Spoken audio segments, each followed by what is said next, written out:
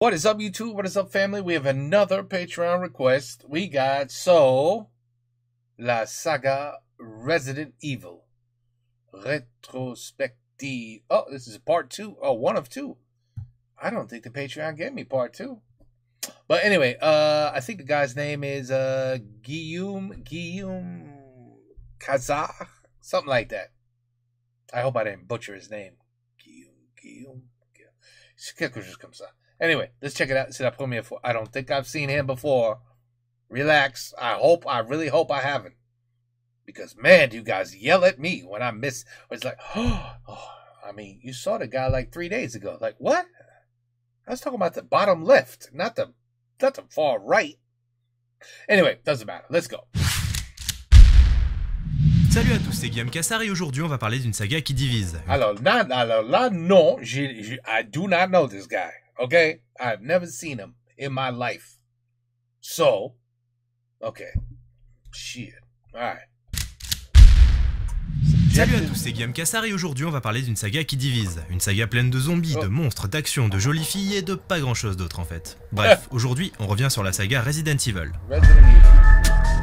Oh, it's another movie reviewer. Okay.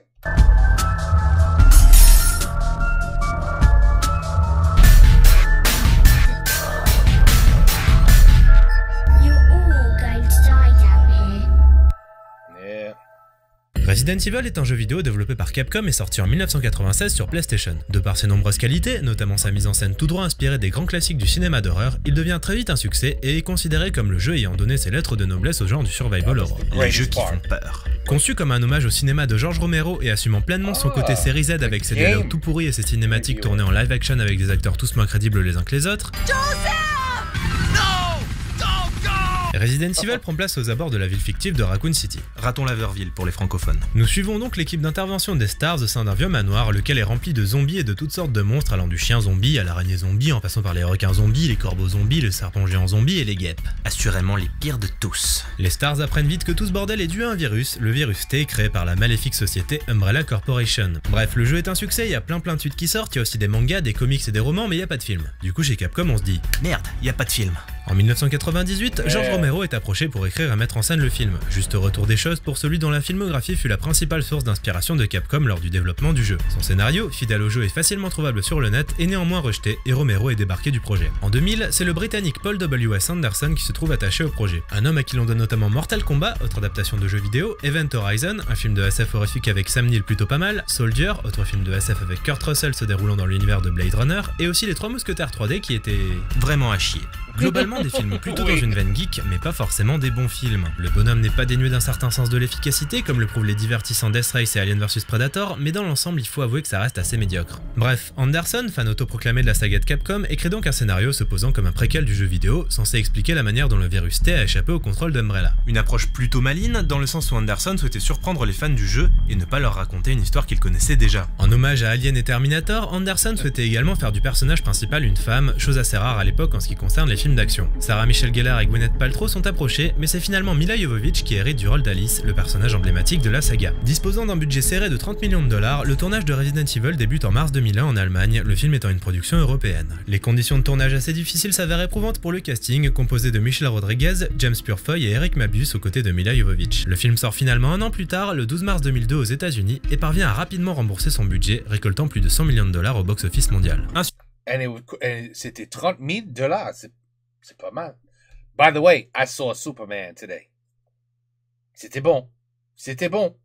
They didn't screw it up. It was good. Superman was good. Probably cost 300 million. 30 million. Superman 300 million. That's my guess. And it's probably going to make the money back in a week. It was that good.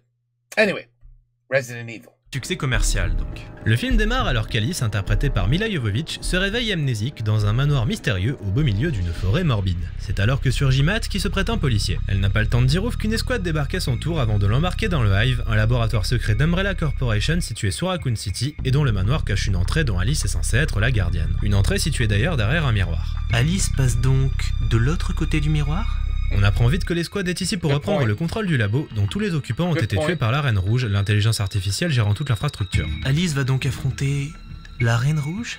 Une fois arrivé sur les lieux et après avoir fait la rencontre de Spence, lui aussi amnésique, l'équipe se sépare. Après la séquence culte du film qui voit plusieurs membres de l'escouade tués par un méga laser of the death, les personnages désactivent la Reine Rouge. On notera d'ailleurs que la Reine Rouge aime couper des têtes. Et c'est à ce moment que l'enfer se déchaîne, car tous les scientifiques morts se sont transformés en zombies. La Reine Rouge apprend alors à nos personnages principaux que cette situation est due au virus T, un virus capable de ramener les morts à la vie. Les personnages encore en vie vont donc devoir trouver un moyen de quitter le hive au plus vite avant qu'il ne soit définitivement verrouillé. Que vaut donc le film? Et bah c'est clairement pas le meilleur film du monde, mais c'est pas mal. Je veux dire, c'est vrai, il y a franchement rien d'exceptionnel. C'est du vu et revu. Anderson recycle Aliens, les films de Romero, Matrix et même 2001 l'Odyssée de l'espace sans jamais vraiment chercher de cohérence globale. Comme s'il se contentait simplement de piocher les idées cool qu'il a vues ici et là. Mais ça de manière générale, c'est un peu le problème d'Anderson. Bref, le film n'a pas de personnalité propre et ne propose rien de vraiment mémorable ou unique. Mais mine de rien, il fait plutôt bien le travail à défaut de véritables coups d'éclat. Le scénario est assez bien construit, nous propose quelques personnages attachants et réserve quelques twists assez sympas basés sur l'amnésie d'Alice et de Spence, qui fait qu'on ne connaît pas vraiment ces deux personnages avant qu'ils ne retrouvent enfin la mémoire. Serait-ce l'un d'eux qui a libéré le virus? C'est quelque chose d'assez simple donc, mais qui fonctionne plutôt bien. Ça montre qu'il y a quand même un minimum d'ambition narrative de la part d'Anderson, plutôt que de simplement filmer des personnages qui tirent sur des zombies. Chose qui ne sera pas toujours le cas dans la saga, comme on le verra plus tard. La direction artistique est plutôt réussie, les décors sont beaux et certains rappellent beaucoup le premier jeu, notamment le manoir au début du film, et le côté scientifique du film se veut plutôt réaliste et ne tombe pas dans le piège facile de la science-fiction what the fuck. Ça aussi ce sera pas toujours le cas dans la saga, mais on le verra plus tard également. En ce qui concerne les différentes créatures, c'est plutôt moyen, avec les zombies en première ligne dont le maquillage n'a rien de vraiment impressionnant. Moi qui suis assez fan de Walking Dead, ça m'a carrément choqué de voir des zombies aussi clean. Et oui, je sais que ce sont des zombies tout neufs infectés seulement quelques heures plus tôt, mais bon, n'empêche qu'ils ont absolument rien de mémorable. Bref, je ne valide pas les zombies. Les chiens zombies quant à eux sont plutôt ressemblants à leur représentation vidéoludique, tout comme cette séquence où l'un d'entre eux saute à travers une vitre et qui constitue un bel hommage au jeu original. En ce qui concerne la dernière créature, le liqueur, on sent clairement les limitations budgétaires. Autant un plan serré sur l'animatronique ça passe, autant tous les plans où on passe à la version CGI sont vraiment pas top. Parlons maintenant de ce qui aura fait rager les joueurs, à savoir la fidélité aux jeux vidéo. Alors comme on l'a vu, Resident Evil le film n'est pas une adaptation en mode copier-coller. On ne suit absolument pas l'histoire du premier jeu, mais les événements qui ont mené à cette histoire. De manière approximative certes, mais voilà l'intention. Et ça a gêné les joueurs. Maintenant, regardons un peu ce qu'il y a de Resident Evil dans ce film. Pour commencer, Umbrella Corp. Comme dans les jeux, la multinationale est omniprésente et c'est bien elle qui représente le mal absolu, étant à l'origine du fameux virus T. Les lieux où le film prend place sont également tout droit sortis des jeux, Raccoon City, le manoir, le laboratoire souterrain, tout ça fait partie intégrante de l'univers de Resident Evil. Sans oublier les créatures, les zombies, les chiens zombies et le... Il est beau, attends. Ça fait partie intégrante de l'univers de... C'est elle est beau, elle est beau. Non, il est beau. De Resident Evil. Elle est belle. Ah oui, ça, je crois que ça c'est... Sans oublier les créatures. Ah non, ça c'est... Il est très beau. Eh oui. Quelqu'un, il avait faim.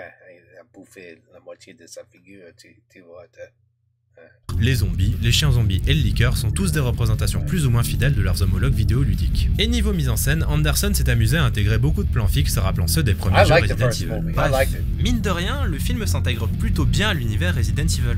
Ce qui pose problème principalement, c'est l'atmosphère du film plutôt orientée action, là où le jeu Resident Evil valait surtout pour son atmosphère angoissante. Il y a bien quelques tentatives de nous faire frissonner, comme la séquence du début dans l'ascenseur qui joue sur la claustrophobie, mais sur le principe, c'est plus digne d'un Destination Finale que de Resident Evil. Bref, de par sa mise en scène plutôt mollassonne, Resident Evil le film ne fait pas peur, et voilà son plus gros défaut. Et c'est quand même assez étonnant de la part du mec qui a réalisé Event Horizon. C'était certes pas un chef-d'œuvre, mais sa mise en scène parvenait sans mal à distiller une angoisse latente, ce qui n'est pas le cas ici. Et on déplorera également l'absence quasi totale de séquences réellement gore. Je suis pas spécialement pour le gore gratuit genre torture porn, mais bon, c'est quand même Resident Evil. Ici même quand on coupe une tête, c'est tout propre. Sans déconner, c'est une question de réalisme là. Malgré ses défauts, le film possède un certain charme et quelques qualités qui le rendent agréable à suivre, à commencer par les personnages qui sont assez attachants. Alice par exemple, interprétée de façon solide par Milla Jovovich, démarre le film comme un personnage vulnérable, mais elle se renforce au fur et à mesure que le film avance et que ses souvenirs lui reviennent, ce qui a pour effet de rendre le personnage humain et attachant. Quant au scénario, bourré de références à Alice au Pays des Merveilles de Lewis Carroll, il est plutôt bien construit et ménage son suspense. En ce qui concerne la BO, composée par Marco Beltrami et Marilyn Manson suite au désistement de Clint Mansell, elle alterne entre la cacophonie pure et dure et un thème principal franchement réussi. Et les références au jeu ont beau être rares, elles sont bel et bien présentes sans pour autant faire sombrer le film dans le pur fanservice. Bref, ce premier Resident Evil est un petit film d'action sympathique, série B sans prétention qui ne demande qu'à divertir sans prendre le spectateur pour un con.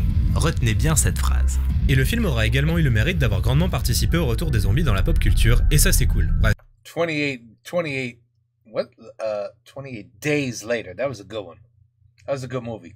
À la fin du film, Alice et Matt, les derniers survivants, sont séparés alors que Matt commence à muter après s'être fait griffer par le liqueur. Les scientifiques d'Umbrella apparaissent et décident alors de le mettre dans le programme Nemesis. Les fans du jeu auront compris la référence. Alice se réveille donc quelques jours plus tard, seule après avoir servi de cobaye sur on ne sait quelle expérience d'Umbrella. Elle découvre alors que le virus T s'est propagé en dehors du Hive, ce qu'un long et dantesque travelling arrière dévoilant Raccoon City en proie au chaos viendra confirmer. On trouve ici une des marques de fabrique de la saga, à savoir une fin en forme de cliffhanger badass qui laisse présager une suite plus ambitieuse. Thank God there were no more Resident Evils after the first movie. Oh, thank God they knew. That was like, that was good. We did a good job. Let's not screw it up and make a Resident Evil 2, 3, 4, 90, 91, 92. You know what I mean? Thank God they didn't do that. Oh, shit. Wait a minute. They did do that. Suite au succès commercial de Resident Evil, il fut rapidement question d'une suite, chose qu'Anderson avait probablement en tête quand il écrivait le premier film, étant donné sa fin très ouverte. Anderson commença donc très rapidement à plancher sur le script de ce second opus titré Resident Evil Nemesis. Il avait alors en tête un concept simple mais efficace, faire se rencontrer les personnages du premier film avec ceux des jeux. C'est donc le troisième opus vidéoludique, également sous-titré Nemesis, qui servit de base à son scénario. Néanmoins, Anderson dut renoncer à le mettre en scène, étant donné que la Fox venait de l'engager pour écrire et réaliser Alien vs Predator. C'est donc Alexander Witt, réalisateur de seconde équipe habitué des scènes d'action et réputé à Hollywood, qui fut engagé pour le remplacer. Anderson réécrivit donc le script en conséquence, sachant que Witt n'était pas familier des jeux, pour intégrer plus de détails concernant la représentation des personnages et le déroulement de certaines scènes d'action. Le but étant de proposer une représentation fidèle de certains éléments iconiques des jeux vidéo. Si le retour de Milla Jovovich dans le rôle d'Alice était acté, étant donné que Nemesis serait une suite directe du premier film, elle combattrait cette fois-ci aux côtés de Natasha Henstridge, connue pour son rôle de la mutante et qui allait incarner Jill Valentine, personnage bien connu des joueurs. Henstridge quitta néanmoins le projet avant le tournage et fut remplacée par Sienna Guillory, qui eut à cœur de proposer une interprétation fidèle au personnage, notamment en étudiant ses mouvements dans le jeu vidéo. L'autre personnage à faire son apparition serait Carlos Oliveira, incarné par l'acteur israélien Oded Fehr, qui pour le coup n'est pas vraiment fidèle à son équivalent de Pixel, mais bref, passons. Suite à l'échec au box-office de Star Trek Nemesis, le titre de ce second volet changea pour Apocalypse et le tournage débuta en août 2003 à Toronto, qui servit de décor pour la représentation de Raccoon City. Profitant d'un budget revu à la hausse par rapport au premier opus, c'est toute une logistique complexe qui fut mise en place pour permettre la mise en scène des ambitieuses scènes d'action du film. L'hôtel de ville de Toronto fut d'ailleurs le théâtre du climax, ce qui impliqua d'en modifier légèrement l'aspect pour coller au mieux au scénario. Le film sorti le 10 septembre 2004 et constitua un nouveau succès commercial, remboursant la moitié de son budget dès son premier week-end. Il finira sa course à près de 130 millions de dollars pour un budget de 45 millions. Apocalypse est-il pour autant meilleur que son grand frère? C'est ce qu'on va voir. Le film débute alors que les scientifiques d'Umbrella décident d'ouvrir la porte du Hive. Oh les cons! Ils se font bien sûr accueillir comme il se doit par les habitants locaux et le virus commence donc à se propager à travers la ville qui sera bien vite mise en quarantaine par Umbrella. C'est donc dans ce contexte qu'Alice se réveille comme on l'a vu à la fin du précédent film. Elle découvre peu à peu qu'Umbrella a effectué des expériences bizarres sur elle et qu'elle est infectée par le virus T qui lui donne une force surhumaine sans pour autant la transformer en zombie ou en quelconque autre truc dégueulasse. Alice fait ensuite la connaissance de Jill Valentine, son coéquipier Peyton et une journaliste inutile qui ne sert à rien. Ce qui est d'ailleurs un pléonasme. Toute la petite bande fait donc équipe pour survivre et tombe bien vite sur le Nemesis, une créature pilotée par Umbrella pour répandre le chaos et la mort. Des petits rigolos chez Umbrella, hein. Notre bande de survivants reçoit bientôt un appel du Dr Ashford, un scientifique d'Umbrella incarné par Jared Harris, qui leur offre un moyen de quitter la ville avant qu'elle ne soit détruite par une ogive nucléaire pour contrer l'infection. C'est vraiment des petits canailloux chez Umbrella. Pour ce faire, ils vont devoir partir à la recherche de sa fille Angie, qui n'a malheureusement pas pu être évacuée à temps. Ils y parviennent après moult péripéties et sont rejoints par Carlos Oliveira, un gentil mercenaire d'Umbrella, et par LG, un autre personnage inutile qui n'est là que pour apporter un brin d'humour au film. De manière subtile, cela va sans dire. Voilà.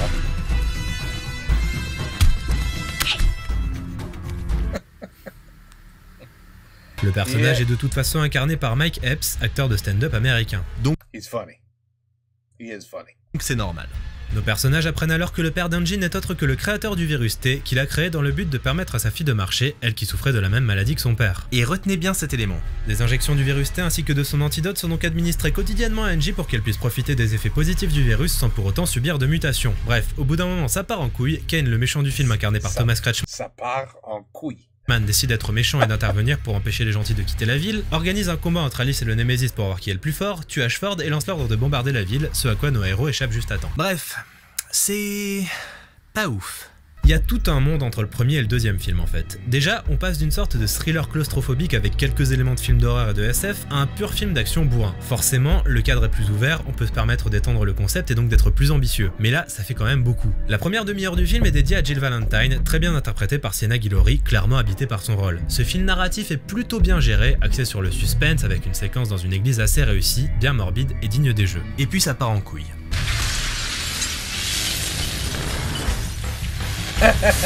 I remember that shitty scene. It was very realistic. Very realistic.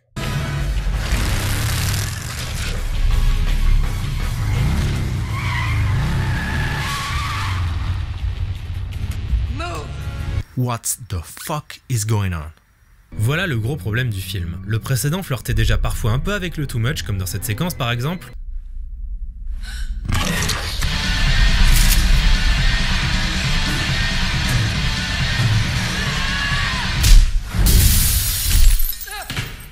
That's it? That's all you had to do, huh? Mais voilà, Voilà. c'était bref, je pardonne. Là, Just gotta kick him. parce que tout le film est bourré de ces séquences tellement grosses qu'on n'y croit pas une seconde. Anderson, un gros geek qu'il est, se fait plaisir au risque de détruire ce qui rendait le premier film efficace, à savoir son ambiance et ses personnages relativement terre à terre. Alice par exemple est aux antipodes de ce qu'elle était dans le premier film, inexpressive, bourrine, balançant des punchlines à tout va. Même Michelle Rodriguez était pas aussi caricaturale dans le premier film. Bref, avec tout ça on perd un peu de cohérence au niveau du ton. Ce qui va venir faire le lien avec le précédent film, ce sera le Nemesis. Comme on le rappelle, à la fin du premier film, Matt est emmené par les scientifiques d'Umbrella qui décident de le mettre dans le programme Nemesis. Le pauvre Matt est donc devenu cette créature difforme, esclave d'Umbrella, triste fin pour cet activiste écolo qui souhaitait mettre fin aux agissements de la multinationale. Dans l'idée, et point de vue narration, je trouve ça bien géré et plutôt tragique. Et dans les faits, ça reste pas mal, et c'est un des rares moments de la saga où on a droit à un peu d'émotion. Quant au Nemesis, je le trouve assez réussi point de vue maquillage et son design est identique à celui des jeux. Sans oublier son thème musical signé Jeff Dana, plutôt bon également et qui participe à rendre le gaillard encore plus impressionnant. On pourra également souligner le léger ralenti accompagnant ses mouvements et faisant émaner de lui une certaine puissance. En ce qui concerne le reste du bestiaire, les zombies sont relativement anecdotiques et très souvent filmés de manière saccadée, ce qui est pas franchement agréable à l'œil, les liqueurs en CGI sont plus réussis que dans le premier film et les chiens zombies sont pas mal. Concernant la mise en scène, rien d'extraordinaire. Pour sa première réalisation, Witt fait son travail de faiseur sans véritable coup d'éclat, se contentant de remplir son cahier des charges. Jovovich avouera d'ailleurs plus tard ne pas avoir apprécié son travail, regrettant son manque d'expérience et son incapacité à trouver le ton juste pour le film. Bref, Apocalypse part un peu dans tous les sens. C'est pas un gros nanar, ça reste un divertissement sympa qui se laisse regarder, mais les défauts sont vraiment gênants, surtout ce côté too much et l'évolution d'Alice qui se transforme en un personnage monolithique auquel on n'a aucune envie de s'attacher. La plus grosse qualité du film au final, c'est Sienna Guillory qui, comme je l'ai dit plus tôt, incarne Jill Valentine à la perfection. Si tout le film avait été centré sur elle, on aurait certainement eu droit à quelque chose de plus intéressant. Bref, le film a également le mérite d'élargir un peu plus la mythologie Resident Evil en nous dévoilant qui a créé le virus T. Ashford donc, pour soigner sa fille. Retenez-le bien. À la fin du film, un nouveau personnage nous est présenté, le Dr Isaacs incarné par Ian Glenn. A la base, il devait s'agir du Dr Birkin, bien connu des joueurs et qui apparaissait déjà à la fin du premier film sous forme de caméo. Il était alors incarné par l'acteur Jason Isaacs, sauf qu'Isaacs ne put empiler à cause d'un calendrier trop chargé. Anderson changea donc le nom du personnage de Birkin à Isaacs en hommage à l'acteur dont il est un ami proche. Bref, à la fin du film donc, Alice se réveille après avoir de nouveau servi de cobaye aux expériences d'Umbrella supervisées par Isaacs. Elle parvient à s'échapper et dispose désormais de capacités physiques et psychiques hors du commun. Elle arrive par exemple à contrôler la télé rien qu'à travers sa pensée. Diantre, voilà qui est bien pratique. Elle est évacuée par ses amis Jill, Carlos, LJ et NJ alors que le Dr Isaacs lance le programme Alice, nous faisant comprendre qu'Alice est désormais sous le contrôle d'Umbrella. Ce qui annonce bien sûr une suite. Thank God they made a fourth and a third and a fifth and a sixth and I lost track. And yeah, it keeps getting worse. Resident Evil good, Resident Evil 2 and that was it after that. In my opinion.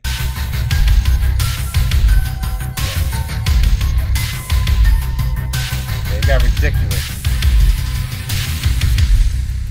Anderson se mit donc à l'écriture du troisième volet très rapidement après la sortie d'Apocalypse. Il dut cependant une nouvelle fois renoncer à le mettre en scène, s'étant cette fois-ci engagé sur Death Race pour Universal. C'est donc un réalisateur autrement plus expérimenté qu'Alexander Witt qui fut choisi pour le remplacer, à savoir Russell Mulcahy, réalisateur d'Highlander. Le script d'Anderson, sous-titré Afterlife, prendrait place 5 ans après Apocalypse, alors que le virus T a échappé à tout contrôle et s'est répandu dans le monde entier, ne laissant que peu de survivants sur une terre en ruine. Parmi les personnages, on allait retrouver Jill, Carlos, LJ, le Dr Isaacs en tant qu'antagoniste principal, et bien sûr Alice. Sauf que Sienna Guillory s'étant engagée sur Eragon, le personnage de Jill fut remplacé par un autre personnage féminin issu des jeux, à savoir Claire Redfield, incarnée à l'écran par Ali Larter, principalement connue pour son rôle dans Destination Finale 1 et 2. Une nouvelle fois, cet épisode allait proposer un cadre différent des précédents, en faisant se dérouler son action principalement en plein jour, dans des étendues désertiques dignes de Mad Max 2. Disposant du même budget qu'Apocalypse, à savoir 45 millions de dollars, mais d'un scénario qui annonçait un film bien plus ambitieux d'un point de vue visuel, l'expérience de Mulcahy allait s'avérer être un précieux atout. Avant de partir en tournage, le titre changea une nouvelle fois, passant d'Afterlife à l'extinction, cette fois-ci pour des raisons inconnues. Le tournage débuta donc à Mexicali en mai 2006 sous une chaleur étouffante qui rendit les conditions de tournage compliquées, mais qui facilita paradoxalement le travail des acteurs étant donné qu'ils n'avaient pas vraiment besoin de faire d'efforts pour paraître épuisés. Les conditions de tournage furent tellement extrêmes que lorsque le tournage s'acheva en juillet 2006, Russell Mulcahy était complètement épuisé et malade, laissant Anderson gérer la post-production. Le film sortit finalement en septembre 2007 aux États-Unis et le box-office joua une nouvelle fois en sa faveur, récoltant près de 150 millions de dollars dans le monde.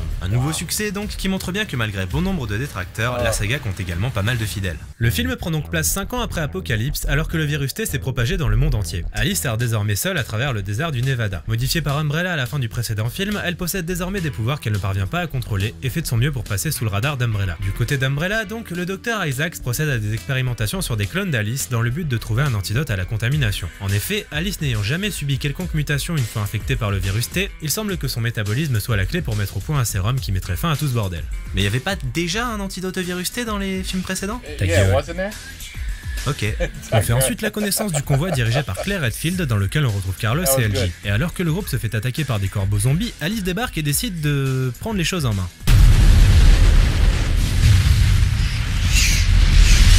Suite à cette petite démonstration pyrotechnique, le convoi décide de partir pour Arcadia en Alaska, qui, d'après un journal trouvé par Alice, semble être un havre de paix protégé de l'infection. Il se lance donc sur la route, sans se douter qu'Isaac les surveille, prêt à tout pour récupérer son projet Alice original. Et ben c'est pas mal du tout. Resident Evil Extinction est selon moi le meilleur de la saga, Walking Dead. Et il le doit à plusieurs choses. Déjà, son réalisateur. Comme je l'ai dit précédemment, Russell Mulcahy est un réalisateur qui a de la bouteille et ça se ressent. Esthétiquement, le film est vraiment beau et il restera comme l'épisode le mieux mis en scène de la saga, proposant à la fois des mouvements de caméra léchés sans forcément tomber dans le tape à l'œil et des séquences d'action brutales et intenses mais qui restent parfaitement lisibles. Bref, de ce point de vue-là, ça sent la maîtrise, contrairement à Apocalypse qui souffrait du manque d'expérience d'Alexander Witt. On pourrait également parler des décors qui donnent au film un ton vraiment particulier, tranchant radicalement avec la saga et les films de zombies en général. Sans compter le fait que tout se passe en plein jour, ce qui est également assez original pour ce genre de film. Niveau scénario, c'est bien sûr assez léger, le film valant surtout pour ses multiples morceaux de bravoure. Néanmoins, il s'avère plus subtil que le deuxième opus en ce qui concerne le traitement des personnages, avec Alice en tête qui, malgré ses nouveaux pouvoirs, paraît infiniment plus humaine que dans Apocalypse. Et sa relation avec Carlos est plutôt bien développée, permettant d'approfondir les deux personnages. Même constat concernant LJ, toujours joué par Mike Epps, qui nous offre une interprétation plus riche que dans Apocalypse où il se contentait d'enchaîner les bouffonneries. Concernant Ali Larter en Claire Redfield, elle ne propose rien de bien mémorable, et on regrettera que Sienna Guillory n'ait pas pu reprendre le rôle de Jill à la place. Sienna. C'est dans Resident Evil Extinction qu'apparaît pour la première fois Albert Wesker, qui est en quelque sorte le bad guy ultime de Resident Evil le jeu. Il est interprété par Jason O'Mara et présenté comme le PDG d'Umbrella. Son rôle dans le film est plutôt anecdotique, mais il permet néanmoins de créer un nouveau lien avec l'univers des jeux vidéo, dont cet opus cinématographique a pris le parti de s'éloigner grandement, préférant développer un univers alternatif. Même s'il le fait de façon assez maladroite. On l'aura compris, le scénario n'est pas vraiment le point fort de la saga, mais là on en est quand même au troisième opus qui était annoncé à l'époque comme étant le dernier. Rien de plus qu'un coup marketing évidemment. Le truc, c'est qu'au bout de 3 films, on en vient à se demander quel est le but de toute cette histoire et où est-ce qu'elle veut nous emmener. Anderson se soucie en plus des scènes d'action que de l'histoire globale qu'il cherche à raconter, si tant est qu'il cherche à en raconter une. Extinction commence également à souffrir du fameux syndrome des plot holes, les fameux trous dans la narration. En témoigne ainsi l'absence inexpliquée d'Angie, pourtant bien présente à la fin d'Apocalypse. Est-elle morte? A-t-elle été recueillie par un autre groupe? On ne le saura jamais, à moins de lire la novélisation qui donne la réponse à cette question. Chose que tout le monde ne fera pas, donc c'est un peu con. Même constat concernant Jill. Alors ok, l'actrice n'était pas dispo, mais compte tenu de son importance au sein du précédent film, ils auraient au moins pu donner une explication quant au pourquoi de son absence. Bref, au final, c'est surtout pour le spectacle qu'on regarde Extinction. Et autant dire qu'entre la redoutablement efficace séquence des corbeaux, hommage aux oiseaux d'Hitchcock, et l'intense combat contre des super zombies dans un Las Vegas ensablé, le film nous en donne pour notre argent. Sans compter que cette fois-ci, les zombies sont enfin dignes d'être appelés zombies, les maquillages des créatures étant franchement réussis. En parlant de créatures, après le super liqueur de Resident Evil 1 et le Nemesis d'Apocalypse, c'est désormais au tyran de faire son apparition dans la saga. Loin d'être aussi effrayant que dans le jeu, il est néanmoins réussi point de vue maquillage. Ah tiens d'ailleurs, le maquillage. Je veux pas dire, mais les personnages du film sont beaucoup trop clean. C'est vrai quoi, on est dans un univers post-apocalyptique. Comment Alice et Claire peuvent être aussi bien coiffées et maquillées? C'est... Oh my god, I mean you could have that complaint in a million movies. With the women when they wake up in the morning. Hi honey, want some breakfast? And immediately my wife says, she wakes up with lipstick and eyeshadow on? What the Yeah, I know. I used to say that about Walking Dead. I said, shit, this guy been walking around for like 30 years and his jeans look like they're only about like 2 weeks old. And he's got a flannel shirt on? What? Shouldn't they all be naked?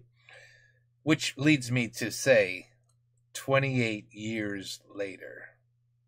Is that the last one I watched? I think it was 20. Yeah, they made it 28 year. Yeah, they made that one a little more realistic in terms of that.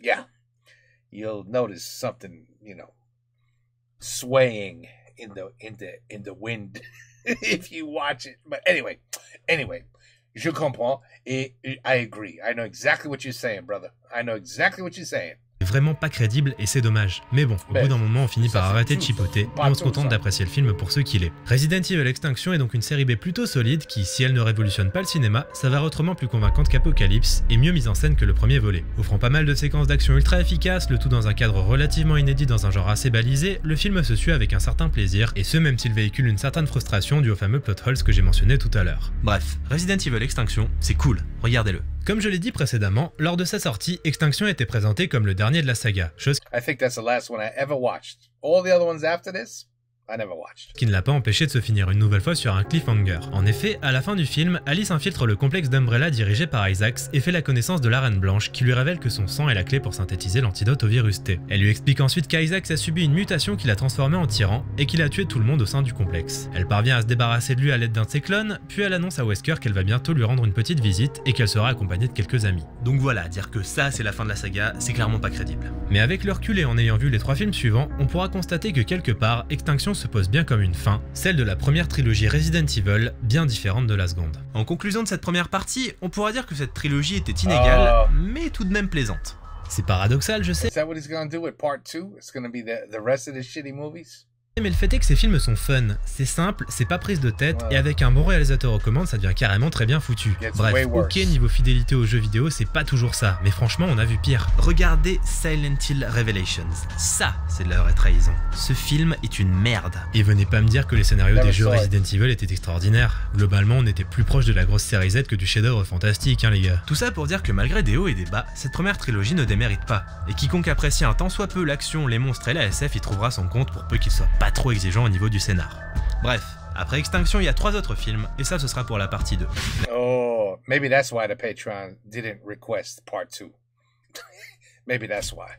Merci à tous He knows. He knew. d'avoir regardé cette vidéo, abonnez-vous, likez, partagez, et on se retrouve très bientôt pour la partie 2. Salut! Because I promise you, part 4, 5, and 6, oh, I just had to read about it.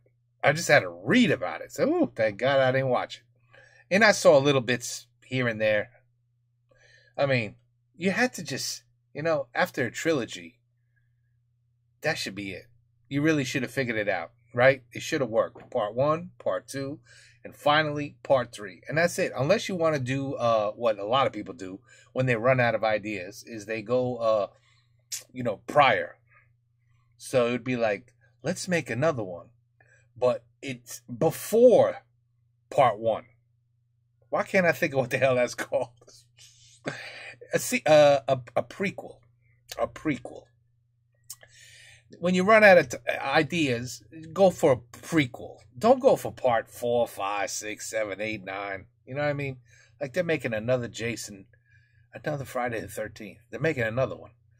But I don't have a feeling because there's no way they can make another one because he's very dead. It's like having another Michael Myers Halloween. How the hell are you going to do that?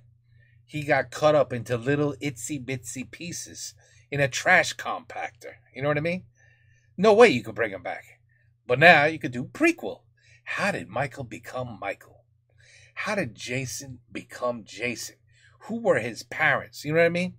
So I will watch the next Jason because it's how he became Jason. Yeah, did I watch all Friday the 13th, part 13? Hell no. No, it was so stupid after 5 or 6. A dog pisses on him, lightning hits the bolt, and then he revives from the grave. Come on. Anyway, I know what he's saying. And by the way, Guion? I hope I'm saying his name right. He did very well. He spoke fast. Hey, he did what he had to do. I think we already had one of these. That's the funny part. We already did a review of Resident Evil with another reviewer that did Resident Evil. I mean, the favorite part of the game, all time, is walking down that hallway with the damn dog flying through the window. I remember that. I did not forget that. I remember exactly where I was. Seriously. I was in the attic. I was playing my PlayStation 1. Well, it was just called PlayStation. And I'm playing Resident Evil. And I'm loving it. And I'm just playing and playing. Oh, shit, all right. I'm down the hallway now. And when that dog went through the window, it scared the shit out of me. I swear I shat myself practically. It was that good. Holy shit, like I was not prepared. And I know there was another review that showed that exact same scene because, hey, that's the... Oh, you know what? So stupid. It was probably it was the game review of Resident Evil, not the movie. I think. I hope. I know, I forget a lot. I know. But I hope. Anyway. Part 1, excellent. Part 2, good. Part 3 was... Part 3, I was like, yeah. And then... Hell no. 4, I watched for maybe 5 minutes. I was like, I can't watch this. I can't. And 5 and 6. And it gets ridiculous after that. So I think that's why even the Patreon knows. 4, 5, and 6. Oh, hell no. We don't need nobody to review that. We know it sucks. So that's why I only have this one. That's my guess. All right, anyway, guys. Et bien voilà. Request complet. Take care. Peace out. À la prochaine.